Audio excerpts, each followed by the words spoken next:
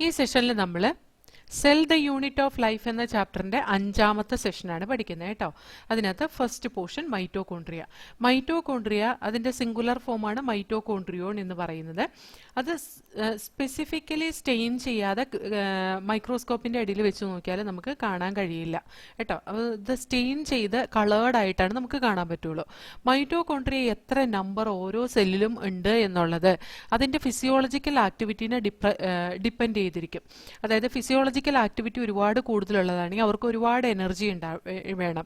ആ എനർജി ഉണ്ടാക്കാൻ വേണ്ടിയിട്ടുള്ള എനർജി സിന്തസിസ് ചെയ്യുന്നത് ഈ മൈറ്റോകോൺട്രിയൽ ആയതുകൊണ്ട് എനർജി റിക്വയർമെന്റ് കൂടുതലുള്ള സെല്ലിൽ കൂടുതൽ നമ്പർ മൈറ്റോകോൺട്രിയ ഉണ്ടാവും. അതായത് മൈറ്റോകോൺട്രിയനെ power house of the cell എന്നാ പറയുന്നത്.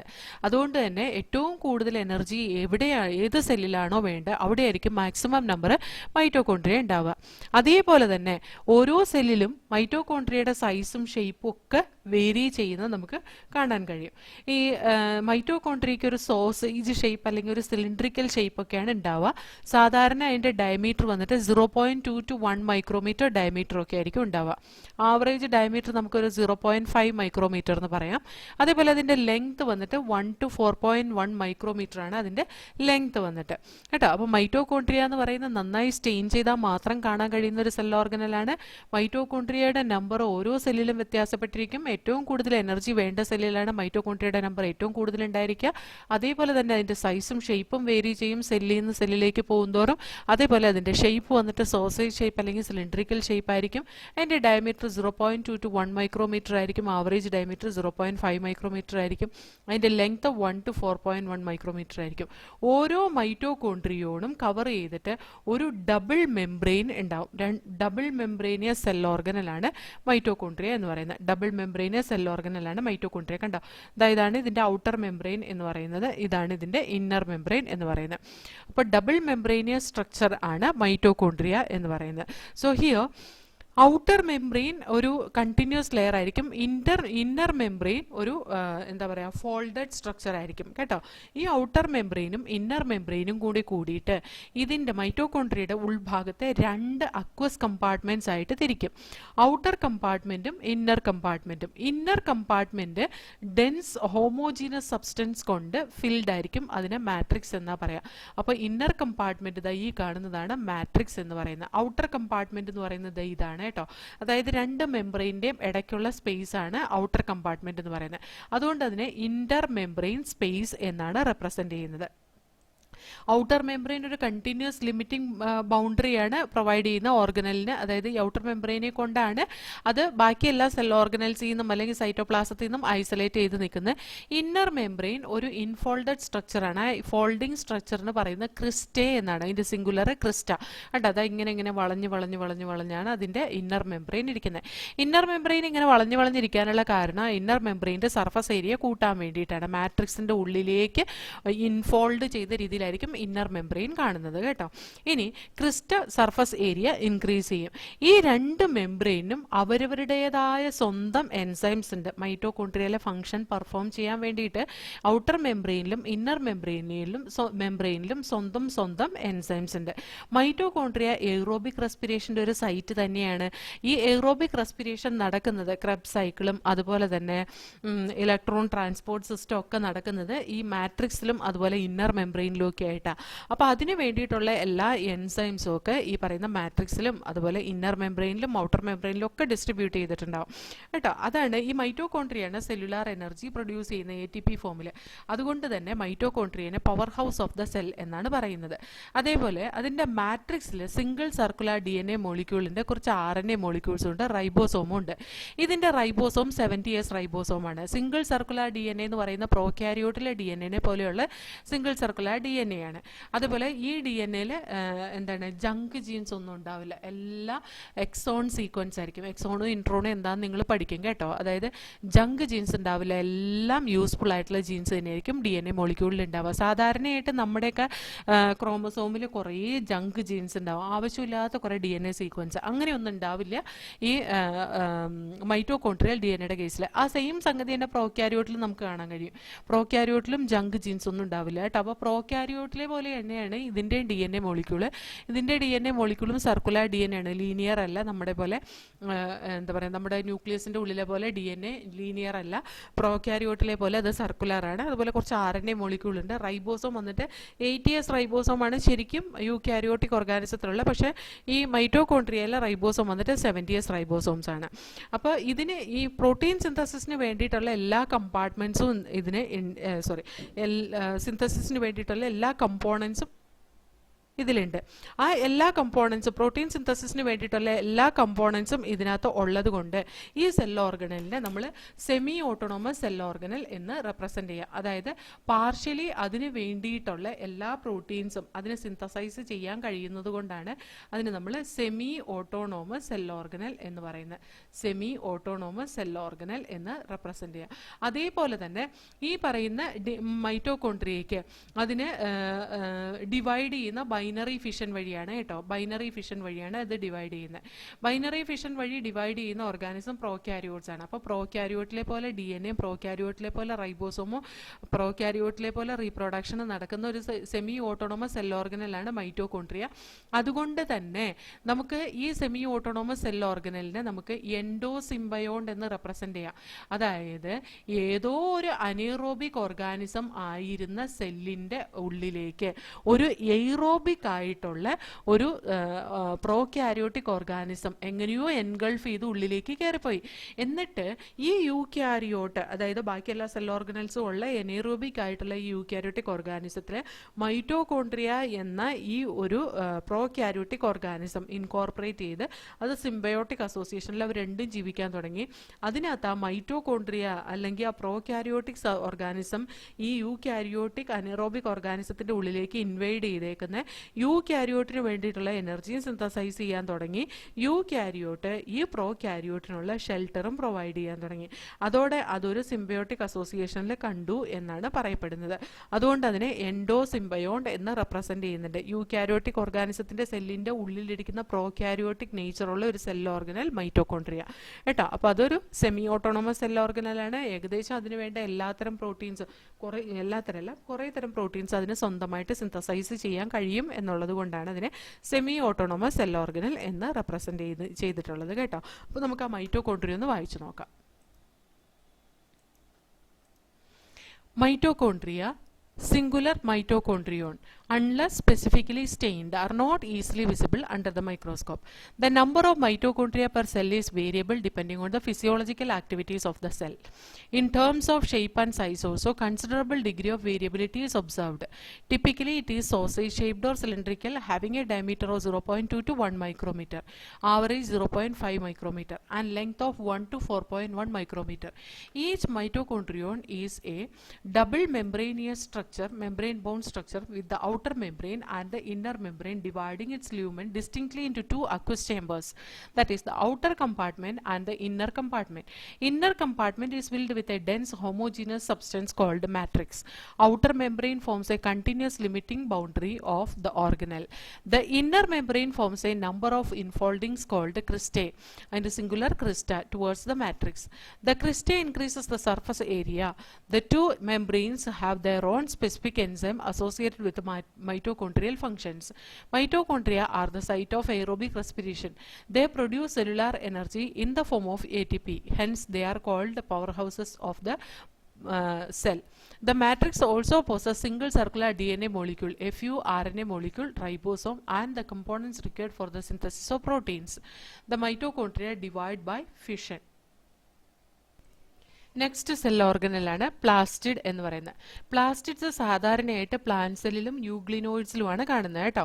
ഇത് ഈസിലി മൈക്രോസ്കോപ്പിൻ്റെ കീഴിൽ വളരെ വലുതായതുകൊണ്ട് ഈ പ്ലാസ്റ്റിഡാണ് ഒരു ഏറ്റവും വലിയ സെൽ ഓർഗനൽ എന്ന് റെപ്രസെൻ്റ് ചെയ്യുന്നത്. അതുകൊണ്ട് തന്നെ ലൈറ്റ് മൈക്രോസ്കോപ്പിൻ്റെ അടിയിൽ നമുക്ക് ഈസി ആയിട്ട് ഒബ്സർവ് ചെയ്യാൻ കഴിയുന്നതാണ്. അതിന് ചില സ്പെസിഫിക് പിഗ്മെൻറ്റ്സ് ഉണ്ട്. അതായത് നമ്മൾ ക്ലോറോഫിൽ പിഗ്മെൻറ്റ്സ് ഒക്കെ ക്ലോറോപ്ലാസ്റ്റ് എന്ന് പറയുന്ന പ്ലാസ്റ്റിഡിൽ കാണുന്ന. അതുകൊണ്ട് തന്നെ ഇതിന് സ്പെസിഫിക് പിഗ്മെൻറ്റ്സ് ഉള്ളത് കൊണ്ട് അതിന് പ്ലാന്റ്സിൽ പ്ലാസ്റ്റിഡിൽ കളർ കൊടുക്കുന്നത് ഈ പ്ലാസ്റ്റിഡ് എന്ന് പറയുന്ന സെൽ ഓർഗനലാണ് കേട്ടോ. അതേപോലെ അത് ഏത് തരത്തിലുള്ള പിഗ്മെന്റ് ആണോ ഉൾക്കൊണ്ടിരിക്കുന്നത്, അതോ പിഗ്മെന്റ് ഇല്ലേ വേറെ എന്തെങ്കിലും ഫംഗ്ഷൻ ആണോ ചെയ്യുന്നത് എന്നനുസരിച്ച് പ്ലാസ്റ്റിഡിനെ നമുക്ക് മൂന്നായിട്ട് ഡിവൈഡ് ചെയ്യാം. ക്ലോറോപ്ലാസ്റ്റ്, ക്രോമോപ്ലാസ്റ്റ് ആൻഡ് ല്യൂക്കോപ്ലാസ്റ്റ് എന്ന്. ക്ലോറോപ്ലാസ്റ്റിൽ ക്ലോറോഫിൽ പിഗ്മെന്റ് ആണ് ഉള്ളത്. അതേപോലെ കെരോട്ടിനോയിഡ് പിഗ്മെന്റും, അതായത് ഫോട്ടോസിന്തസിസിന് വേണ്ട എല്ലാ പിഗ്മെന്റ്സും ഉള്ളത് ക്ലോറോപ്ലാസ്റ്റിലാണ്. അത് ലൈറ്റ് എനർജി ട്രാപ്പ് ചെയ്യാൻ വേണ്ടിയിട്ടാണ്, ഫോട്ടോസിന്തസിസിന് വേണ്ടിയിട്ടുള്ള ലൈറ്റ് എനർജി ട്രാപ്പ് ചെയ്യാനുള്ള പിഗ്മെന്റ്സ് ആയിട്ടുള്ള ക്ലോറോഫിൽ പിഗ്മെന്റും കെരോട്ടിനോയിഡും ഒക്കെ എവിടെയാണ് കാണുന്നത്? ക്ലോറോപ്ലാസ്റ്റിലാണ് കാണുന്നത്. ക്രോമോപ്ലാസ്റ്റ് എന്ന് പറയുന്ന ഫാറ്റ് സൊല്യൂബിൾ കെരോട്ടിനോയിഡ് പിഗ്മെന്റ് ആണ്. Like carotene, xanthophyll and others are present in it. Carotenoid pigments ആയിട്ടുള്ള കെരോട്ടിനും സാന്തോഫിലും അതേപോലെ അതർ ടൈപ്പ് ഓഫ് പിഗ്മെന്റ്സ് ഒക്കെ കണ്ടെയ്ൻ ചെയ്യുന്നത് ക്രോമോപ്ലാസ്റ്റിലാണ് കേട്ടോ. ഈ ക്രോമോപ്ലാസ്റ്റ് ആണ് ഡിഫറെന്റ് പ്ലാന്റ്സിന്റെ ഡിഫറെന്റ് പാർട്സിൽ ഇപ്പോൾ യെല്ലോ കളറ് അല്ലെങ്കിൽ റെഡ് കളറ് അങ്ങനത്തെയൊക്കെ കളേഴ്സ് കൊടുക്കുന്നത് ഈ പറയുന്ന ക്രോമോപ്ലാസ്റ്റിന്റെ പ്രസൻസ് കൊണ്ടാണ് കേട്ടോ. അതായത് ഇപ്പോൾ ഫ്രൂട്ടിന്റെ ഒക്കെ കളർ വരുന്നത്, ഫ്രൂട്ട് ഇപ്പോൾ യെല്ലോ കളറിൽ വരുന്നത് ഈ ക്രോമോപ്ലാസ്റ്റ് ഉള്ളത് കൊണ്ടാണ്. അപ്പോൾ ആ ക്രോമോപ്ലാസ്റ്റിലെ കെരോട്ടിനോയിഡ് പിഗ്മെന്റ് ആണ്. കെരോട്ടിനും സാന്തോഫിലും അതേപോലത്തെ പിഗ്മെന്റ്സ് ഒക്കെയാണ് ഈ ക്രോമോപ്ലാസ്റ്റിൽ കാണുന്നത്. ഓക്കെ, അതായത് പ്ലാന്റ് പാർട്സിന് യെല്ലോ കളറും ഓറഞ്ച് കളറും റെഡ് കളറും ഒക്കെ കൊടുക്കുന്ന ഈ ക്രോമോപ്ലാസ്റ്റ് ആണ്. ഇനി ല്യൂക്കോപ്ലാസ്റ്റ് എന്ന് പറയുന്ന കളർലെസ് പ്ലാസ്റ്റിഡ്, അതിന് കളർ ഇല്ല. അത് പല ഷേപ്പിലും സൈസിലും ഒക്കെ കാണാറുണ്ട്. ന്യൂട്രിയൻസ് സ്റ്റോർ ചെയ്യാൻ വേണ്ടിയിട്ടുള്ളതാണ് ല്യൂക്കോപ്ലാസ്റ്റ് എന്ന് പറയുന്നത്. ല്യൂക്കോപ്ലാസ്റ്റ് പലതരത്തിലുണ്ട്. ഏത് തരത്തിലുള്ള ന്യൂട്രിയൻസ് ആണ് സ്റ്റോർ ചെയ്യുന്നത് എന്നനുസരിച്ച് അമൈലോപ്ലാസ്റ്റ് എന്നും ഇലായോപ്ലാസ്റ്റ് എന്നും അതേപോലെ അല്യൂറോപ്ലാസ്റ്റ് എന്നും 3 തരത്തിലുണ്ട് ല്യൂക്കോപ്ലാസ്റ്റ്. അമൈലോപ്ലാസ്റ്റ് കാർബോഹൈഡ്രേറ്റ് അല്ലെങ്കിൽ സ്റ്റാർച്ച് ആണ് സ്റ്റോർ ചെയ്യുന്നത്. അമൈലോപ്ലാസ്റ്റ് കാർബോഹൈഡ്രേറ്റ് അല്ലെങ്കിൽ സ്റ്റാർച്ച് ആണ് സ്റ്റോർ ചെയ്യുന്നത്. അമൈലോപ്ലാസ്റ്റ് സാധാരണയായിട്ട് കാണുന്നത് പൊട്ടറ്റോയിലാണ്. ഇലായോപ്ലാസ്റ്റ് സ്റ്റോർ ചെയ്യുന്ന ഓയിലും ഫാറ്റും ആണ് കേട്ടോ. ഓയിലും ഫാറ്റും ആണ് ഇലായോപ്ലാസ്റ്റ് സ്റ്റോർ ചെയ്യുന്നത്. സോ ഹിയർ ഇലായോപ്ലാസ്റ്റ് സാധാരണയായിട്ട് കാണുന്നത് ഓയിൽ സ്റ്റോർ ചെയ്യുന്ന, അതായത് ഇപ്പോൾ എന്താണ് സോയാബീൻ്റെ കേസിൽ, കോക്കനട്ടിൻ്റെ കേസിൽ അതിനകത്തൊക്കെ ഇലായോപ്ലാസ്റ്റ് ഫാറ്റ് സ്റ്റോറേജ്, ഓയിൽ സ്റ്റോറേജ് ആണ് കാണുന്നത്. അതേപോലെ അല്യൂറോപ്ലാസ്റ്റ്, അത് പ്രോട്ടീൻ സ്റ്റോർ ചെയ്യുന്ന പ്ലാസ്റ്റിഡിനെയാണ് അല്യൂറോപ്ലാസ്റ്റ് എന്ന് പറയുന്നത് കേട്ടോ. അപ്പോൾ അല്യൂറോപ്ലാസ്റ്റിന്റെ ഫംഗ്ഷൻ പ്രോട്ടീൻ സ്റ്റോറേജ് ആണ്. നമുക്ക് അത്രയും ഭാഗം ഒന്ന് വായിച്ചു നോക്കാം, എന്നിട്ട് നമുക്ക് ബാക്കി പഠിക്കാം.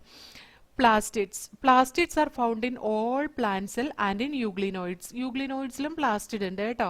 യൂഗ്ലിനോയിഡ് എന്ന് പറയുന്നത് പ്രോട്ടിസ്റ്റ ഗ്രൂപ്പിൽ വരുന്നതാണ്. സിംഗിൾ സെല്ലുലാർ പ്രോട്ടിസ്റ്റ, അതായത് അതെന്താ പറയുക, മിക്സോട്രോഫിക് ടൈപ്പ് ഓഫ് ന്യൂട്രീഷൻ പ്ലാന്റ്സിന്റെയും ആനിമൽസിന്റെയും ക്യാരക്ടറിസ്റ്റിക് ഫീച്ചർ കാണിക്കുന്നതാണ് ഈ യൂഗ്ലിനോയിഡ് എന്ന് പറയുന്നത്. യൂഗ്ലിനോയിഡിൽ ഹയർ പ്ലാന്റ്സിൽ കാണുന്ന അതേ ക്ലോറോഫിൽ പിഗ്മെന്റ് തന്നെയാണ് ഫോട്ടോസിന്തസിസിന് വേണ്ടിയിട്ട് കാണുന്നത്. ഫോട്ടോസിന്തസിസിന് ലൈറ്റ് അവൈലബിലിറ്റി ഇല്ലാത്ത സമയത്ത് മാത്രമാണ് അവർ heterotrophic mode of nutrition follow ചെയ്യുന്നത് എന്ന് മാത്രം കേട്ടോ.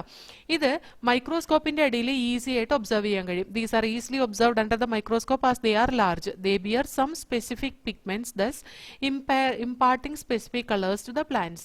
Based on the type of pigments, plastids can be classified into chloroplast, chromoplast and leucoplast.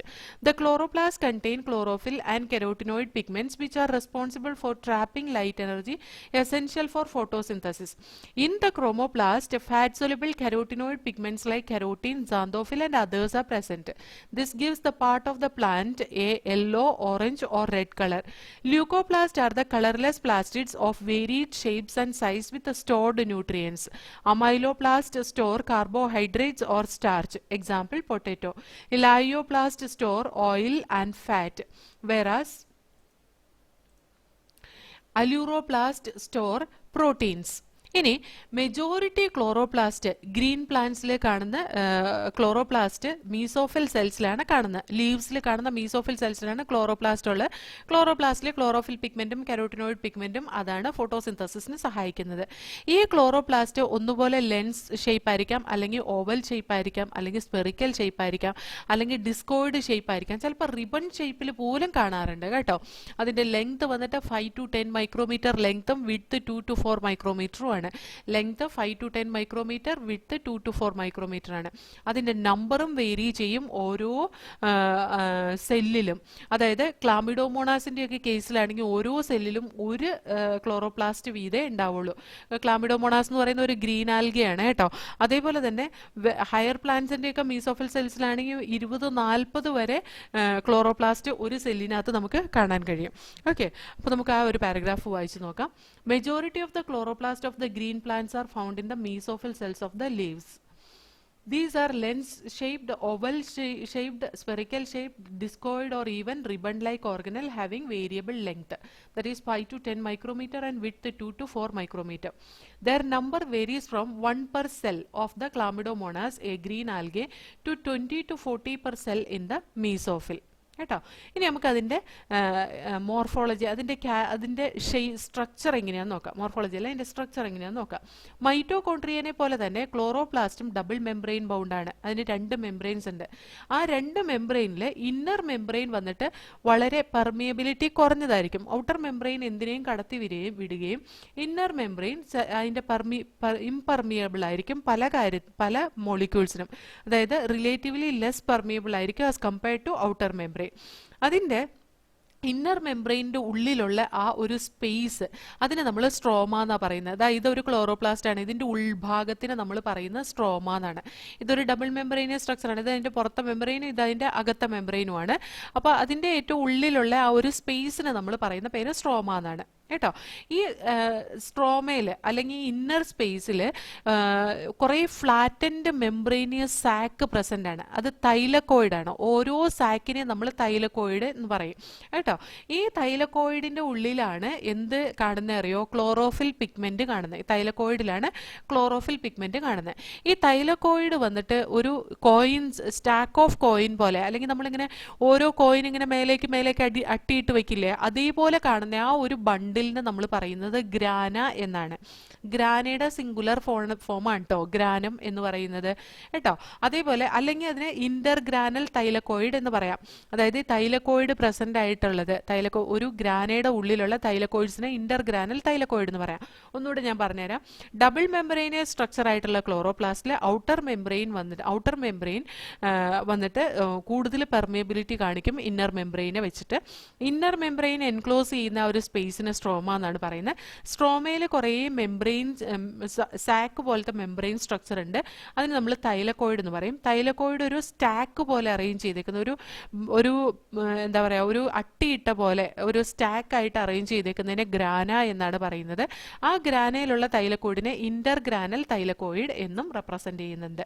ഇതിനെ കൂടാതെ ഫ്ലാറ്റ് മെംബ്രെയിനിയസ് ട്യൂബ്യൂൾസും ഉണ്ട് ഇതിൻ്റെ ഗ്രാനയുടെ ഉള്ളിലുള്ള തൈലക്കോയിഡ്സിനെ തമ്മിൽ കണക്ട് ചെയ്തിട്ട്. അതിനെ നമ്മൾ പറയുന്ന പേരാണ് സ്ട്രോമ ലെമല്ല എന്നാണ് പറയുന്നത്. അതിനെ stroma ലെമല്ല. See here, in addition, there are flat membranous tubules called stroma lamella connecting the thylakoid of the different grana. 2 different ഗ്രാനാസിൻ്റെ തൈലക്കോയിഡിനെ തമ്മിൽ കണക്ട് ചെയ്യുന്ന അതിനെ നമ്മൾ എന്താ പറയുക, സ്ട്രോമ ലെമല്ല എന്നാണ് റെപ്രസെൻ്റ് ചെയ്യുന്നത് കേട്ടോ. ഇനി ഈ തൈലക്കോയിഡിൻ്റെ മെംബ്രെയിൻ എൻക്ലോസ് ചെയ്യുന്ന ഒരു സ്പേസ് ഉണ്ടല്ലോ. ഈ തൈലക്കോയിഡിൻ്റെ മെംബ്രെയിൻ എന്ന് പറയുന്ന ഒരു സാക്ക് പോലെയാന്ന് പറഞ്ഞു. ആ സാക്ക് പോലെ ഇരിക്കുന്ന ആ ഒരു മെംബ്രെയിൻ്റെ ഉൾഭാഗം, ആ ഒരു മെംബ്രെയിൻ്റെ ഉൾഭാഗത്തിന് നമ്മൾ ല്യൂമൻ എന്നാണ് പറയുന്നത് കേട്ടോ.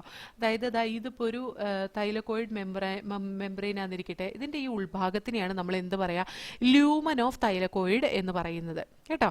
ഇനി ഈ സ്ട്രോമയിൽ എന്താ ഉള്ളതെന്ന് ചോദിച്ചാൽ ലിക്വിഡ് പോർഷൻ ഓഫ് ദിസ് ക്ലോറോപ്ലാസ്റ്റിന് സ്ട്രോമ എന്ന് പറയുന്നത്. ഇത് മുഴുവൻ മെംബ്രെയിനിയസ് പോർഷനാണ്. മെംബ്രെയിനിയസ് പോർഷൻ തൈലക്കോയിഡും ഗ്രാനയും സ്ട്രോമ ലെമല്ലയാണ്.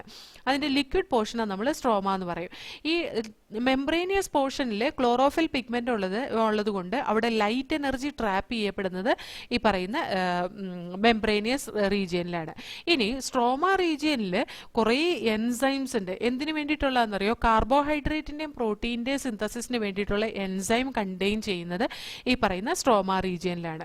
അതേപോലെ തന്നെ അവിടെ വളരെ ചെറിയ ഡബിൾ സ്റ്റാൻഡേർഡ് സർക്കുലർ DNA-യും അതുപോലെ തന്നെ റൈബോസോംസും RNA ഒക്കെ കാണാൻ കഴിയും മൈറ്റോകോൺട്രിയയിലെ പോലെ തന്നെ.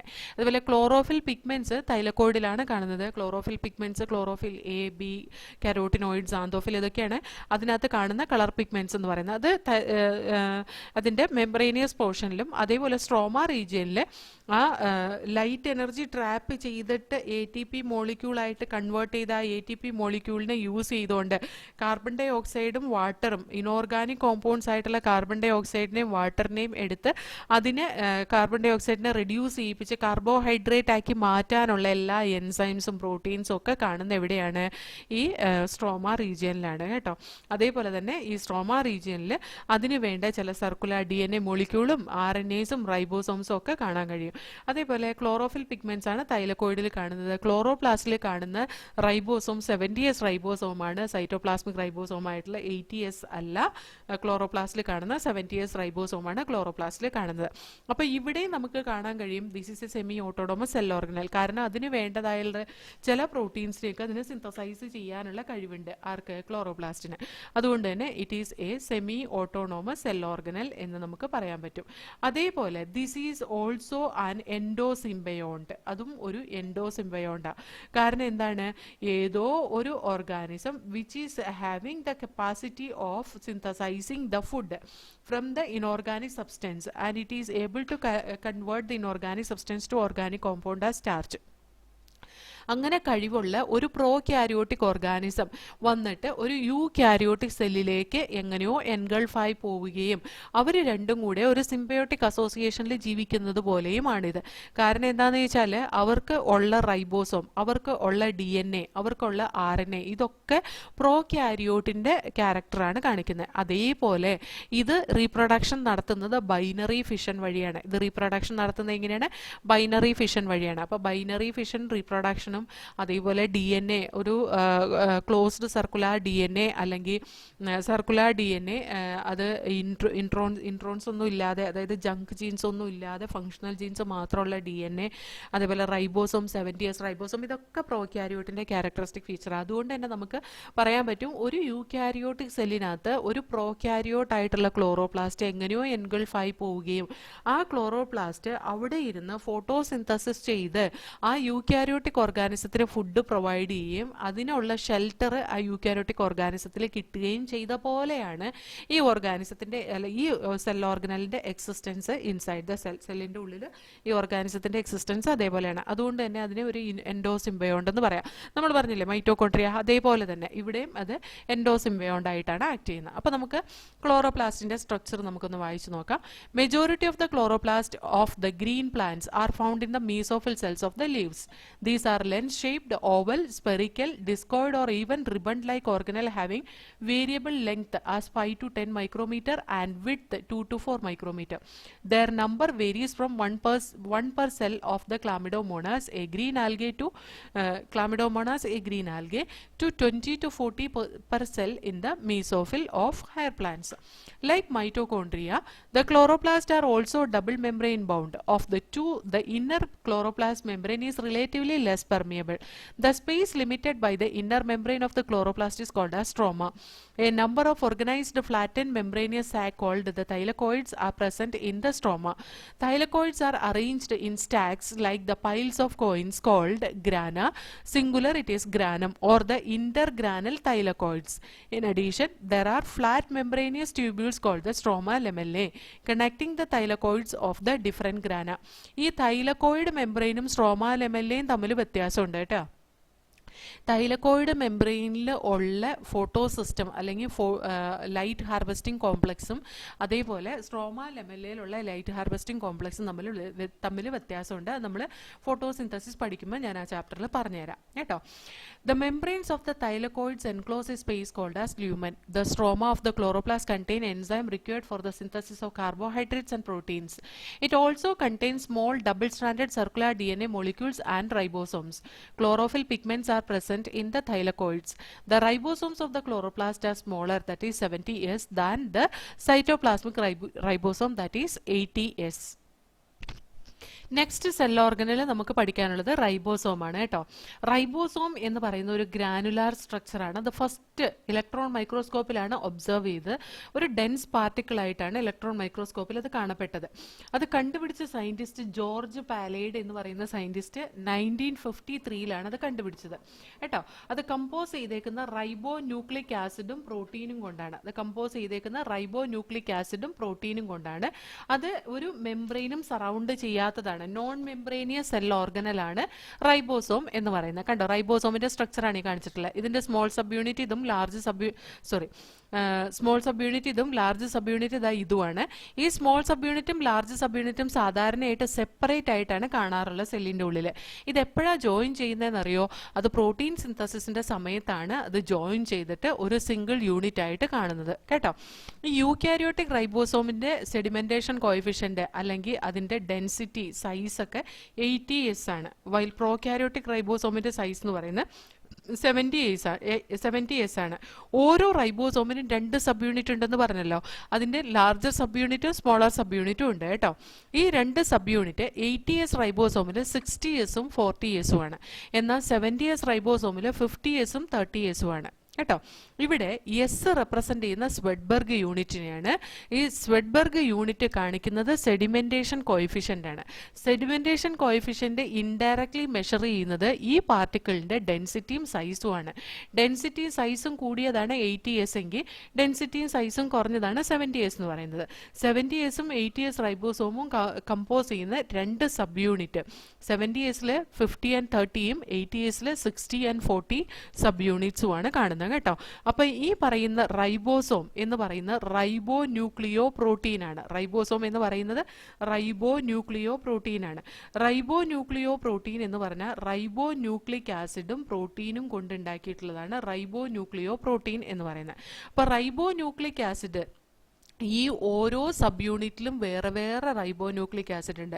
ആ റൈബോ ന്യൂക്ലിക് ആസിഡിന്റെ സൈസ് അനുസരിച്ച് നമുക്ക് റൈബോ ന്യൂക്ലിക് ആസിഡിൽ കാണുന്ന RNAs ഡിഫറെന്റ് ടൈപ്സ് ഓഫ് RNAസിനെ കാണാം. അതായത് 5s rRNA, 5s ribosomal RNA, അതേപോലെ തന്നെ 23s rRNA,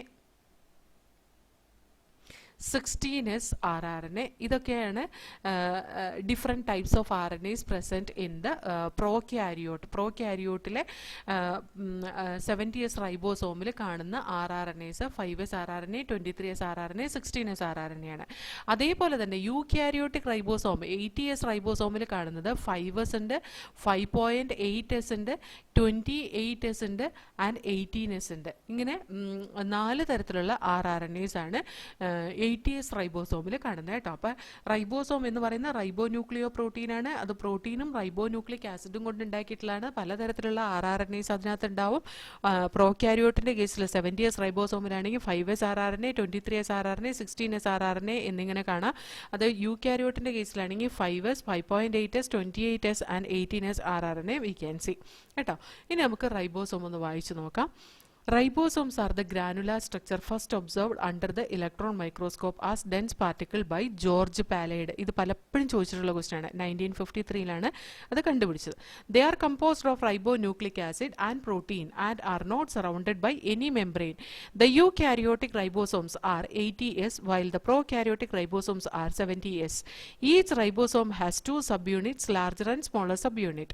The 2 subunits of 80s ribosomes are 60 and 40s, while that of 70s ribosomes are 50 and 30s. Here, S represents Swedberg unit, stands for the sedimentation coefficient. It is indirectly a measure of density and size. Both the 70s and 80s ribosomes are composed of 2 subunits. Okay, അപ്പോൾ ഇത്രയേ ഉള്ളൂ നമ്മൾ ഈ ഒരു സെഷനിൽ പഠിക്കുന്നത്. ഇനി നമുക്ക് പഠിക്കാനുള്ളത് സൈറ്റോസ്കെലറ്റൻ ആണ് കേട്ടോ. അത് നമുക്ക് നെക്സ്റ്റ് സെഷനിൽ കാണാം.